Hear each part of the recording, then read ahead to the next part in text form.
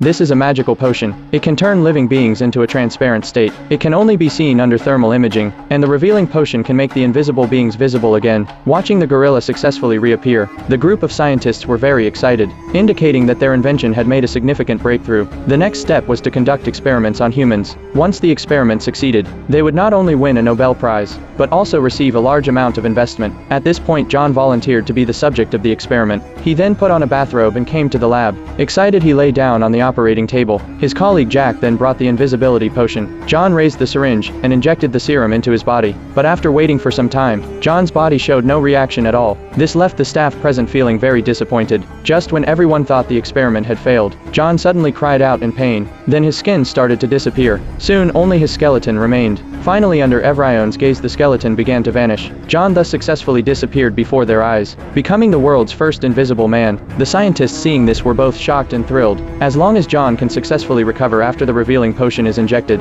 then their experiment would be a perfect success. But in order to test the stability of the invisibility potion, they decided to inject the revealing potion 3 days later, so John was instructed not to leave the lab, and a thermal sensor was placed in the room to monitor his every move. Soon 3 days had passed. The researchers immediately injected John with the revealing potion. As the potion was slowly injected, John's body began to slowly return to normal. But at this moment, an unexpected event occurred. His body rejected the potion. The intense pain caused John to curl up on the floor. Then he turned back into an invisible man. This also marked the failure of the experiment. John could only continue living in the lab, waiting for the development of new drugs. But the long-term invisible life made John become irritable. He couldn't feel his own existence. He even began to question whether he was still a normal person. So his colleagues made a rubber skin suit for John. At first, John was very happy, because he could finally feel his own existence again. However, his colleagues still wouldn't let him leave the lab. This confinement lasted for over 10 days. The long-term confinement made John even more irritable. The conflicts with his colleagues grew more intense. He couldn't stand the life of restricted freedom anymore. Ignoring his colleagues' warnings, he forcibly left the lab.